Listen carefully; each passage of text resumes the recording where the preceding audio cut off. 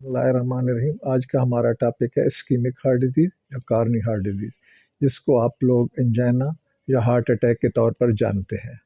इससे पहले कि मैं इस्कीमिक हार्ट डिजीज़ के मैकेनिज़्म, इसकी काजेज़, इसके रिस्क फैक्टर और इसकी प्रिवेंशन के बारे में बताऊं, मैं थोड़ा सा ह्यूमन हार्ट के बारे में बता दूं। हमारा दिल हमारे जिस्म का एक one of the vital argon है। हमारे दिल में पूरे जिस्म से ब्लड वेसल के ज़रिए कार्बन डाइऑक्साइड मिला खून, जिसको हम गंदा खून कहते हैं, पहुंचता है। फिर वहाँ दिल से ये खून, दिल उसको फेफड़ों में पंप करता है। फेफड़ों में कार्बन डाइऑक्साइड इससे खारिज हो जाती है और इसमें ऑक्सीजन शामिल हो जाती है। फिर ये ऑक्सीजन मिला ब्लड या ऑक्सीजनेटेड ब्लड, जिसको हम साफ खून कहते हैं, दिल में वापस आ जाता है। दिल इस साफ खून को या ऑक्सीजनेटेड ब्लड को पूरे जिस्म को और दिल को सप्लाई करता है। एक आम सेहतमंद एडल्ट का जो दिल है वो 1 मिनट में 70 से 72 दफ़ा धड़कता है और हर धड़कन के साथ ये प्रोसेस रिपीट होता है। हमारे दिल को 3 मेन वेसल ब्लड सप्लाई करते हैं, जिनको दिल की शरेयानें या कॉरोनरी आर्टरीज कहते हैं। अब होता क्या है, with the process of ageing जो हमारे ब्लड में लिपिड्स मौजूद होती हैं, ये ब्लड वेसल्स की वाल में डिपॉजिट हो जाती हैं, जिससे ब्लड वेसल्स की वाल की थिकनिंग हो जाती है और ब्लड वेसल्स का जो ल्यूमन है वो नैरो हो जाता है, ल्यूमिनल स्टेनोसिस हो जाती है। इस प्रोसेस को एथरोस्क्लेरोसिस कहते हैं। इन more than 90% of the cases atherosclerosis is cause of ischaemic heart disease. Cholesterol का क्या रोल है? Cholesterol is one of the important lipid. Cholesterol भी ब्लड वेसल्स की वाल में डिपॉजिट होता है। ये जो कोलेस्ट्रॉल के डिपॉजिट्स होते हैं कॉर्नी आर्टरीज में या दिल की शरेयानों में, ये over the period of month and year बढ़ते रहते हैं।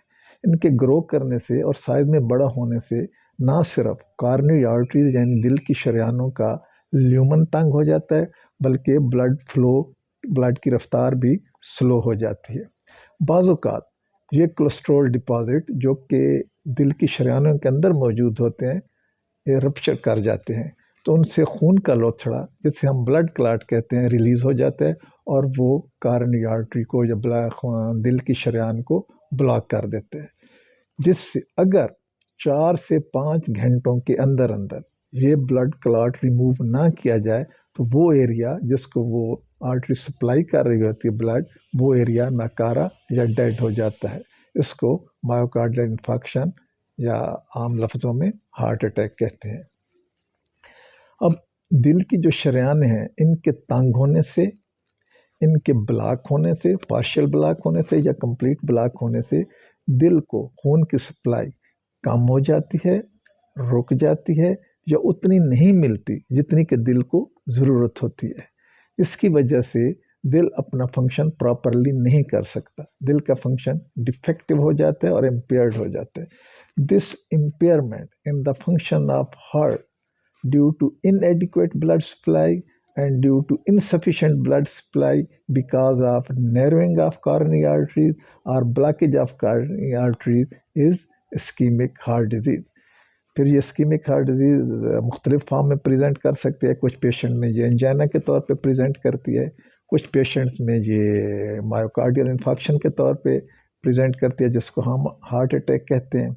कुछ पेशेंट्स में ये कार्डियक फेलियर के तौर पे प्रेजेंट करती है, जिसको कहते हैं कि इसका दिल बढ़ गया है, फेफड़ों में पानी पड़ गया है, पेट में पानी पड़ गया है, एंकल एडीमा हो जाता है, पाँव में सूजन आ जाती है। कुछ पेशेंट्स में ये इरेगुलर हार्ट बीट के तौर पे प्रेजेंट करती है इस्कीमिक हार्ट डिजीज़, जिसको एरिथमिया कहते हैं। और कुछ पेशेंट में जो सडन कार्डियक अरेस्ट या सडन डेथ की सूरत में ये प्रेजेंट करती है। This all depend on the size, severity, site, nature and extent of नर्विंग and blockage. अब रिस्क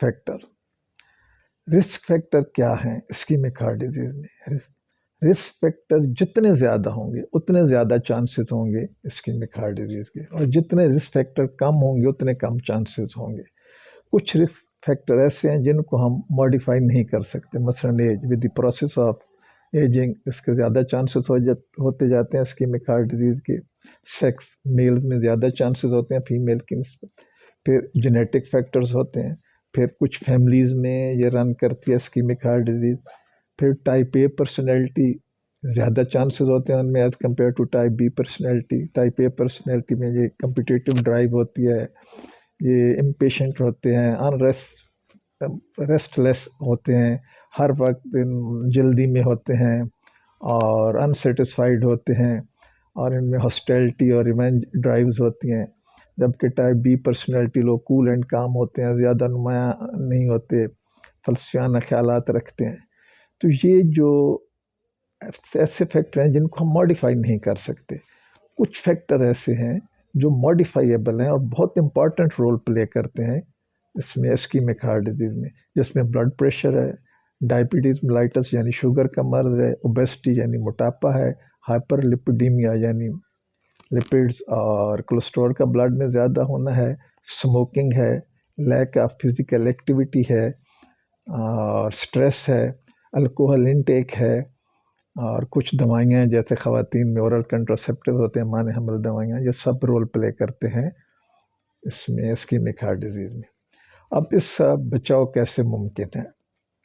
آج سے 40-50 سال پہلے امریکہ میں ischemic heart disease one of the leading cause of death تھی، لیکن وہاں انہوں نے اسٹریٹجی بنائی اور اب اس مسئلے پہ کافی حد تک انہوں نے قابو پا لیا ہے. اس وقت ہمارے ریجن میں، ساؤتھ ایسٹ ایشیا میں اور یورپ میں، it is one of the emerging naan communicable disease. اب اس کو کنٹرول کرنے کے لیے ہمیں ایک ایسی اسٹریٹجی بنانی پڑے گی جس میں گورنمنٹ، جس میں کمیونٹی، جس میں سوسائٹی، ہم کو انڈیویجول سب کو انوالو ہونا پڑے گا. ہم کو ہمارے جو لائف سٹائل ہے اس کو، اپنی لیونگ پریکٹسز کو اور اپنی ایٹنگ ہیبٹس کو ریویو کرنا ہوگا اور ماڈیفائی کرنا ہوگا، تب ہم اس بیماری سے بچ سکیں گے. اگر ہم ڈائٹ کو لیں تو ہمیں دوبارہ فیٹی ڈائٹ سے کاربوہائیڈریٹ ڈائٹ پہ شفٹ کرنا ہوگا. ہماری جو ڈیلی ریکوائرمنٹ ہے ڈائٹ کی، اس میں فیٹ کو ہمیں کم کرنا ہوگا، اور میکسیمم 20 سے 30% فیٹ ہو، جبکہ 70 to 80% نان فیٹ ڈائٹ ہونی چاہیے. اس طرح ہمیں کولیسٹرول کو بھی اپنی ڈائٹ میں کم کرنا ہوگا. جتنی ہماری کیلورک، ہماری انرجی ضرورت ہے، جتنی کیلوریز ہمیں ضرورت ہیں، ان میں سے 90% نان کولیسٹرول ہونی چاہیے اور 10% صرف کولیسٹرول سے حاصل ہونی چاہیے.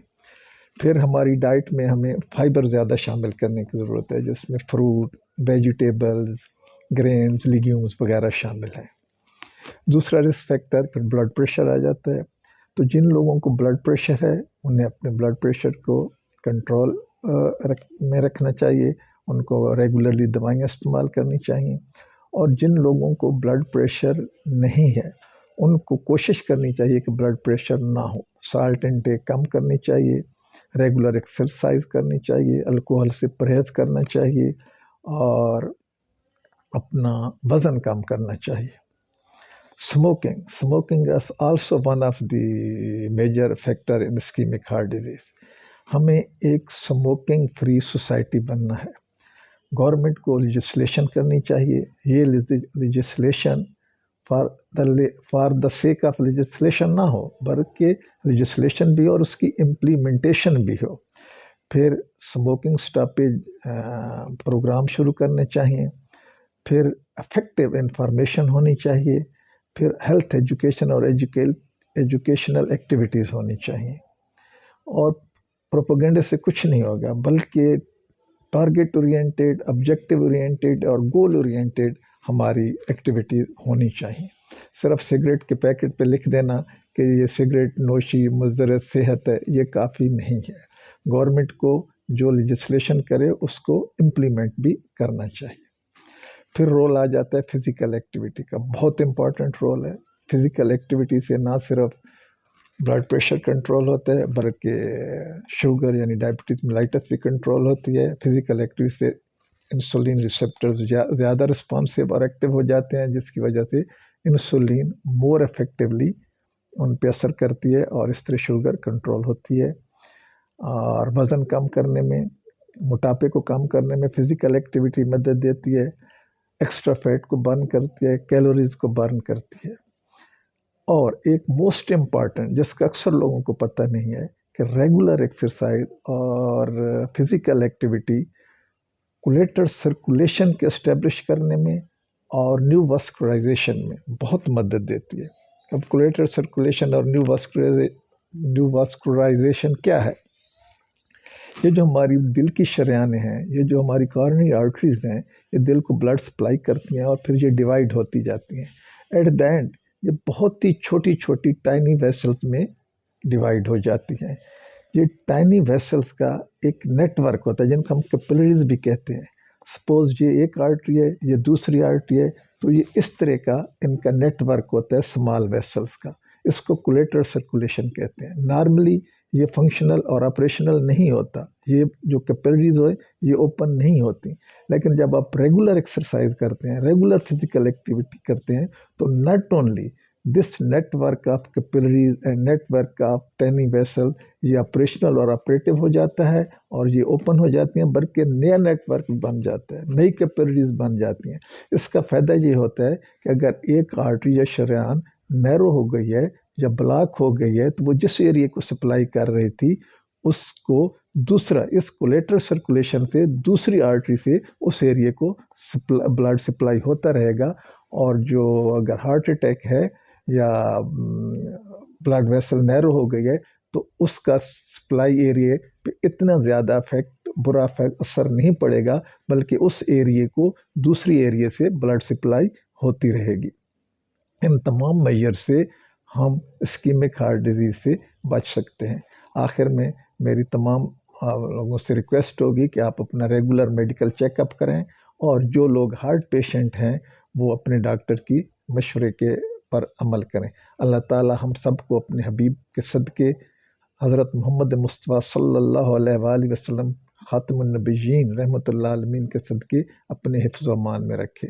اللہ حافظ۔